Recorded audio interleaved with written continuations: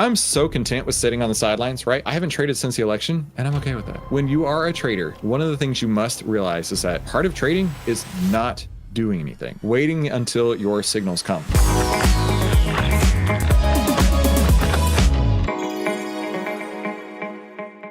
Welcome to the OVTLYR Trading Room. My name is Chris Fuel. I've twice been awarded top 100 people in finance. I was mentored by 5 of the market wizards, the best traders of all time. I've been successfully trading since 2009, and this is where we save time, make money, and start winning with less risk together as a team. But before we start trading, let's get into the lesson of the day. All right, don't forget to stick around to see how we rate this out of 10. Everybody gets to rank it out of 10. So this video is called AMD Stock Investors Should Know What Happened at CES 2025. I have a friend who is actually at CES right now, and I just texted him a little while ago to ask what he's been looking at, what he's been seeing, what he's been doing. So curious to see what this video is about. What happened with AMD at CES 2025? Been the struggle with regards to the AMD chips, right? The name. Every time the name changes, and even when we are used to a new name, they start adding even more numbers and more letters. I know this is not an AMD chip. This was a Samsung memory thing that I replaced from an old laptop. Anyways, let's talk about AMD's announcement at the Consumer Electronics Show, or CES. Now, throughout the day, AMD stock actually held up quite nicely. It was up 3.3%. Let's take a look at AMD stock real quick. Oh, AMD stock has been on a real sell-off lately, hasn't it? We went over a video a couple of weeks ago how somebody was saying, buy AMD, buy the most of it you ever could. And from the low to where we're at now, it's up about 8%. I guess that's pretty good, right? But I mean, this is the most clear downtrend you could ever see, right? You've got the 10 EMA, the blue line, under the 20 EMA, which is the black line, under the 50 period EMA, that's the red line there. Right, when those three are pointing in the south direction or the north direction, that's your trend right there. And AMD has definitely been on a pretty bad sell-off over the last several months there. In fact, when was that? October to now it's been selling off, but really this peak came in July. And if we go back even further, looks like 52-week highs happened in March and just hasn't recovered ever since then. Intel actually went down 3%. After hours, the stock is basically flat, even after the Nvidia announcements. But of course, the last 3 months, AMD extreme underperformance, down 24.2%. Year on year, the stock is down, 8% or so, 6.5%. And it now has a market cap of $210.2 billion. Still expected to grow quite quickly in the next couple of fiscal years. Of course, we know that the market is expecting a big number when it comes to AI revenue on the next earnings call. The whisper numbers are around $9.5 billion. We know that the AI revenue for 2024 is expected to exceed $5 billion, so the market will probably be happy if they could double that figure in 2025. At the time of making this video, the average analyst price target sits 40% higher than the price we're at today. And okay, let's take a look at price targets real quick. So I'll make this bigger. I don't know what screener he's looking at here, but it says price target low 145, price target average 182, price target high 250. Currently, the stock price is at 128. But if you go into OVTLYR and type in AMD up the top, you'll actually see the analyst ratings up here. And let's take a look at those. I'll expand that. So it looks like last month, Bank of America downgraded it from a buy to a neutral and reduced their price target from 180 to 155. TD Cowen in July of last year initiated a buy from 200 to 210. So yeah, it doesn't look like there's a whole lot of well, I mean, you went from hold to buy, initiate buy, hold to buy, initiate buy, overweight to equal weight, that's a downgrade, initiate buy, and then buy to neutral. So I don't know, it looks like the enthusiasm from the analysts has pulled back, with Bank of America Securities being the first one. Now, that price target at 155 is still $30 higher than it is right now. 155 would put it back up about right here, up another 20%. So if that's their target right now, that's still a really aggressive target. Let me say hi to everybody in the chat. Hey, Bob. Hey, Jean-Louis. Happy birthday to my mom. Appreciate that. Alex, how you doing, my friend? Glad you made it. First time this year. Peter from the Netherlands. Good to see you, my friend. So yeah, analyst rating doesn't look all that hot. In fact, let's go back into OVTLYR. Let's look at the news, stock news, and pop this open. And what's cool about this is it'll tell you the sentiment of the news. So AMD news positive earlier today, coming out of Zach's investment research. Another one that was neutral from Zach's. Benzinga was neutral. Seeking Alpha neutral. This is all from today. Positive on proactive investors and negative from Invez, CNBC saying positive. So kind of a mixed bag here. But really, at the end of the day, price is what pays. In fact, we got a sell signal on AMD back in October 16th, which was where? October 16th. Here. So from here to here, here to here, yeah. Down 17% since that sell signal came through an outlier. So definitely something to be aware of. Let's get back to the video here. And I already know some people would say, oh, is it too late to buy AMD because it was at $120 a couple of days ago, and now it's at $130. Let's be honest here, those $10 won't really make that much of. So this is my opinion. Take it as you want, but I wouldn't be buying anything at all until we start to see the bottom, right? Now, that may be the bottom right there, okay? How do you quantify that bottom? We talked about the moving averages, right? When those moving averages start crossing back up, that you could consider a bottom. That doesn't mean it's going to be a bottom forever, but it is a bottom, you know, for now, right? So this is a good example, right?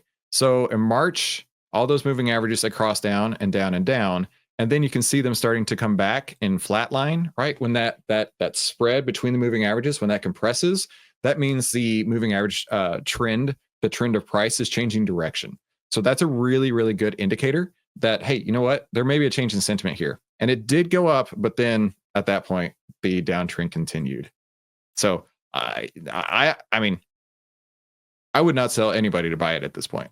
Maybe if it can flirt with 140, 135 to 140, hang out there for a minute, maybe. But I mean, this isn't like a very obvious downtrend. I lost so much money betting against trends like this, right? The best example I could ever give was the second time I blew up my account was in gold, and gold was in a very obvious downtrend, exactly like this. And I was following these people on Twitter saying how it was the very best time to ever buy gold ever in the history of mankind. It's a generational low. It's only going to go up from there, right? No, it continued to go down and down and down and down. So I lost buttloads of money. Dude, I think I lost 2/3 of my account on that one trade. Clearly I didn't understand risk controls, but if this is where you're deciding to get in, just keep those risk controls in check. Sebastian, good to see you. Of a difference if they do come out with strong AI revenue numbers, and actually the client side of the business might also help them throughout the year. So let's talk about all of that in this video. If you enjoy this type of videos, leave it a thumbs up, subscribe if not, really appreciate that. If you want to support me even further, do check out the link down in the description. And what was during the presentation, all the information came through press releases. There is an explanation for that. I'll get to that later in the video. So first up, we start here with Ryzen 9950X3D and the Ryzen 9900X3D desktop processors. They will be available in Q1 2025. Both will utilize the second-gen AMD 3D V-Cache technology, promising excellent performance for gaming and content creation. They also told us, and this again is based on AMD's own benchmark data, this is going to be the world's best gaming processor. They compare it to Intel Core i90. Of course, once these products get to, reviewers will get the true benchmark data. Moving on to the 9000HX series, which are desktop and workstation replacements. We've got 3 of those right here. And then they unveiled the Fire Range HX3D. Of course, I mean, if you thought this would be enough, 9850HX, no, we now need 9955HX3D because, the more numbers and letters, the better. Moving on to the handheld gaming segment, they announced the Z2 series processors for, here they give a couple of examples, Lenovo Legion Go, Asus Republic of Gamer, and Valve Steam Deck. I don't think this Steam Deck 2 will get this cheap. So they said the following: significant and growing total addressable market, more OEM adding designs in market, and, battery life, software, and performance leadership. To be honest, I mean, it's still a very, very niche market, in my opinion. Maybe for those of you watching, you've tested out, maybe you own one. It's actually what I was wondering, what sort of market is this, right? You've already got the cell phone market, you've already got the tablet market, and now you're trying to get the what do they call those? The Sega handhelds. I had one of those. I remember saving up my allowance to buy one of those. Not the Game Boy. God, I can't remember what it was called. But yeah, I love that thing. Yeah, I wonder how much of a market that really is. I don't know. One of these devices. Let me know what the experience is, and let me know why you're basically wanting to buy this over a PC, laptop, gaming laptop, or just an Xbox or PlayStation. Yeah, exactly. Why would you want to buy one of those instead of a gaming laptop? I mean, you can do so much more with the laptop than just play a couple games, right? You could stream YouTube videos just like this. Here as well, you've got three different types: Z2 Extreme, Z2, and Z2 Go. The main differences are with the 8 cores, 16 threads. The Z2 Go has 4 cores with 8 threads. Then the big difference between the Z2 and the Z2 Extreme is not the 5.1 or 5.0 gigahertz max boost. No, it's the difference between the graphics cores. It goes from 16 to 12. Moving on to AI PCs and AI laptops, we've got... I didn't realize that we were going to get into such computer specs on this video.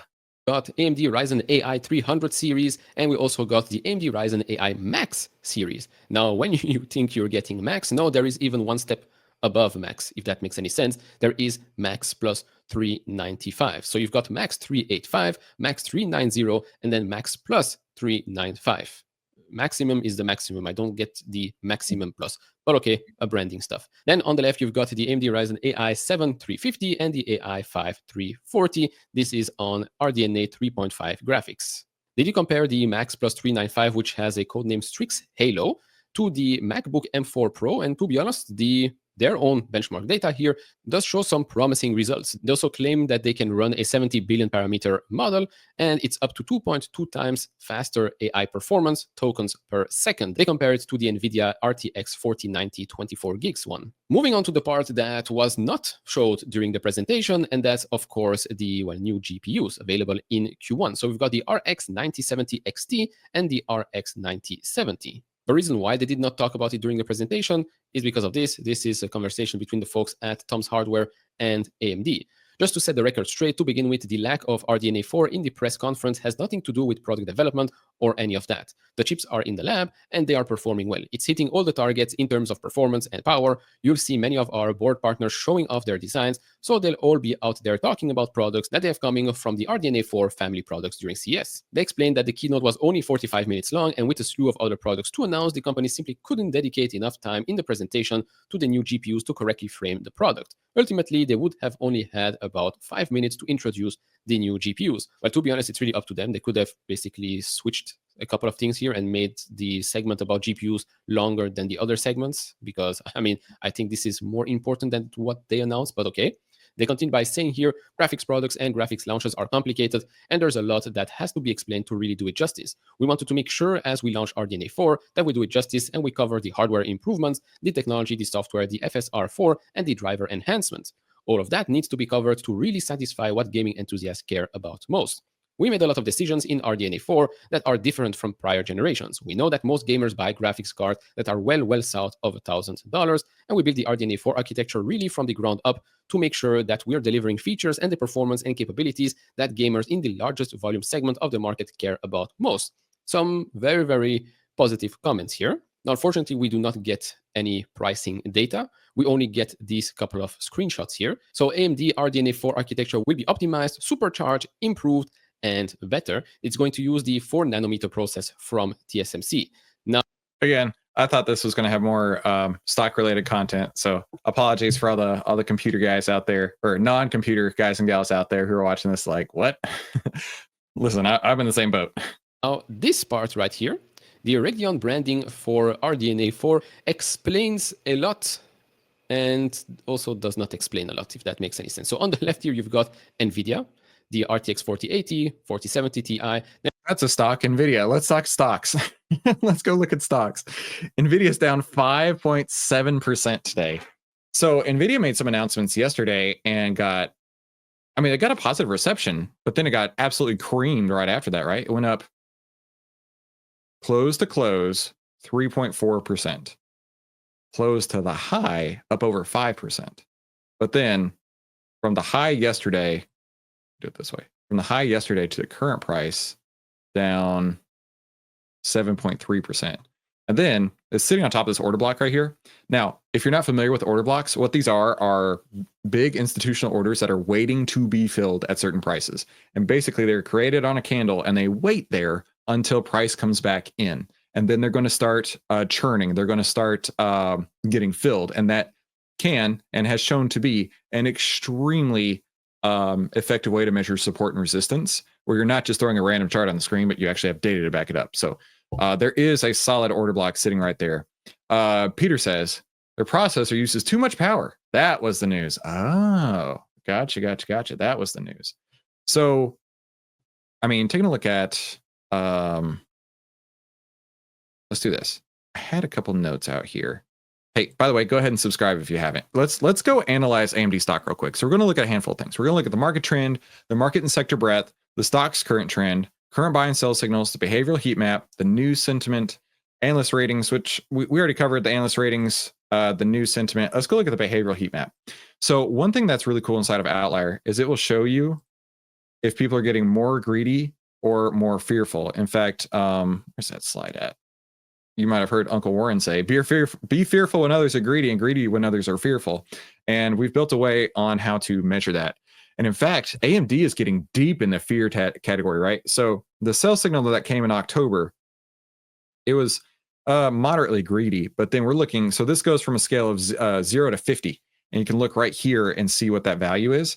It's currently around R28, so red 28, so 28 out of 50 on the fear sector or fear scale right there. So it's getting pretty deep in the fear. And the last time we hit this level was back in May, and it went sideways before popping up and then going back down. So yeah, definitely some fear out there. But if you want to be a contrarian there, that it's getting pretty fearful. Maybe that is the bottom. Let's see what else. So let's look at the market and sector trend there. So the market trend, we'll cover this more in a little bit, but the market trend is trending down now. It's an official trending down trend. You've got the 10 under the 20, prices under the 50 again. This is where I start to look for shorts at this point. So yeah, I wouldn't be buying anything at this. I would not be buying anything when the market is going down. Super easy way to look at it is a rising tide lifts all ships. A sinking tide shows who's swimming naked. So yeah, a bunch of people are about to be swimming naked if they don't know how to control their risk. So definitely be aware of that. Talked about the buy and sell signal. Talked about the current trend of the stock may have found a bottom. Let's go back to AMD. It may have found a bottom right here. And talking about order blocks, right? What would happen in this case is a sell-off, and it might just bounce over here a few days, or it could absolutely blow right through that order block. We don't actually know what's going to happen. And that's the thing with being a trader, is that you have to be okay with whatever happens, right? You don't have to know what happens in the future to know how to make money. What you have to know is how to control your risk. And then whenever a trade's working out, letting it run without getting emotional and trying to take it off. Let's go back. Was there anything else we want to cover? Oh, let's talk about the outlier results and capital efficiency on AMD. I'm curious. I haven't looked at this yet. Okay, so outlier shows 46% returns. Buy and holds at 163. So this one didn't overperform in buy and hold, but still 46% returns is not too shabby, especially if you're holding it down 18% at this point. So let's do a video ranking real quick on this, okay? So in the chat, these are the video rankings here from 1 to 10. Nobody gets a 7. Let me know what your thoughts are. And don't base your thoughts on my thoughts. My vote on this is, I would say, a 6. It's decent. It covered a lot. The video covered a lot of details on the announcement, right? All the specs. But for me, it didn't do a whole lot, right? I mean, I am a computer nerd, but that went pretty deep down the rabbit hole over there with all the numbers. So let's shift gears a little bit and let's do today's member highlight. Alex gave it a 5. That's okay. Not everyone's going to be a banger. Let's go look at today's member highlight in the Discord. So in the Discord, we like to take a look at what's going on out there and just have a conversation. It looks like there was a lot of people chatting on what is this called? A lot of people chatting on like space stocks. Dave was talking about how well he's doing with those. Ryan, new to the channel, says he's based in Boston and watching NMRA. So Ryan was also asking how to understand the signal. So let's do this. Let's take a minute and let's go into the watch list on OVTLYR. So inside of OVTLYR, we have the watch list page right here, and you have the bull list and the bear list. The bull list is all the buy signals that are coming through today. The bear list is all the sell signals that are coming through today, and they're organized by date. You can expand right here and see additional information.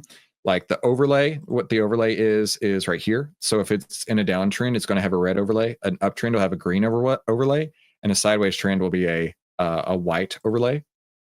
And it tells you stock price, things like that. Now, if you want to take this and put it on steroids, I would suggest going over to the screener. So in the screener, it's the watch list on steroids. Just at the end of the day, that's really what it is. And you can save your screeners, right? So let's say I want to look at my outlier bullish screener. It's going to go through and you can tell it whatever sector you want, industry you want, outlier signal return. You'd always want to click that as positive. Capital efficiency, average daily volume, etc. You can fill all this in and then really see what is like the most ideal stock out there. So definitely take a look at the screener. And then we could look at one of these that pulls through like AAP. Let's look at AAP. And Peter also says a 5. Then once you get into AAP, you can look at the, take a second to load. There we go. The signal coming right down here. You see that green overlay in the background. You can see how the heat map is moving, right? From a lower greed value to a higher greed value, which is what you want to see. You want it always moving towards greed or towards fear, depending on if you're going long or short. And then your market breadth down here for the sector. In fact, let's go to that sector breadth real quick on AMD. I didn't cover that. Sector breadth has been really pushed down. I mean, the sector breadth is only at 35%. So 2 out of 3 stocks are showing a sell signal. But if we add in the moving average of the sector breadth, you can see it actually is starting to cross back over. So moving average, I'm sorry, the bull list is starting to show some strength behind it. So AMD might have some legs. We'll have to see. So be sure to share your stories in the Discord, right? We're always here trying to give you the best experience possible. And the first rule of OVTLYR is you tell everybody about OVTLYR, and also hit the like button if you haven't done so already. Now back to trading in the OVTLYR trading room. So real quick, what is OVTLYR and how does it work? Like I said earlier, old Uncle Warren, he'd say, be fearful when others are greedy and greedy when others are fearful. And OVTLYR shows you if investors are acting irrationally fearful or greedy and by how much, allowing you to get into the stock before the OVTLYR move happens. And you can get into it as well for just 82 cents a day. And that special pricing is going to end on January 31st. So we're going to take a look at my style of trading that I call the golden ticket trading strategy. And it always starts with the market. Now I want to see the 10 over the 20, price over the 50 on the SPY. So let's go to the SPY real quick. Continuing to sell off here. The 10 is under the 20, price is under the 50. This is potentially a short setup for me. So let's go to the next step. Breadth. So let's go to the market breadth. So I've got the market breadth pulled up here on the full stocks, and I added the 10 EMA. So remember, the green line is how many stocks are on the bull list, how many stocks are on the bear list. So if it's at 100, every stock is on the bull list. If it's at 0, every stock is on the bear list, off the bull list. And we can see this is actually curled up and starting to get more bullish on the market breadth, if you can believe it. It's not very bullish, right? It's still at just 40% right now, but the moving average of the bull list is actually starting to go back up. So for me, that actually is a disqualifier, right? Because I want to see the market trend be bullish or bearish. Let me rephrase that. I want to see the market trend be bearish. I want to see the market breadth be bearish. And I also want to see the SPY signal, the S&P 500 buy or sell signal. In fact, let's go back to the homepage, the watch list. It's still at a sell signal. So really the only thing I'm waiting on now is market breadth to turn back around, because this did turn and be bullish. Now, for me personally, I'm so content with sitting on the sidelines, right? I haven't traded since the election, and I'm okay with that, right? When you are a trader, one of the things you must realize is that part of trading is not doing anything, right? Waiting until your signals come. In fact, one of my mentors, Mark Minervini, one of the market wizards that I learned from, he says, wait and cash for proper setups. How long? As long as it takes. And it looks like right now, there's no trade setup for me today, but that's all right. Tell me what you're trading in the chat. I'd love to hear from you. And come back tomorrow where we will save time, make money, and start winning with less risk together as a team. And let us know if you need anything over in the Discord. Have a fantastic afternoon. We'll talk soon.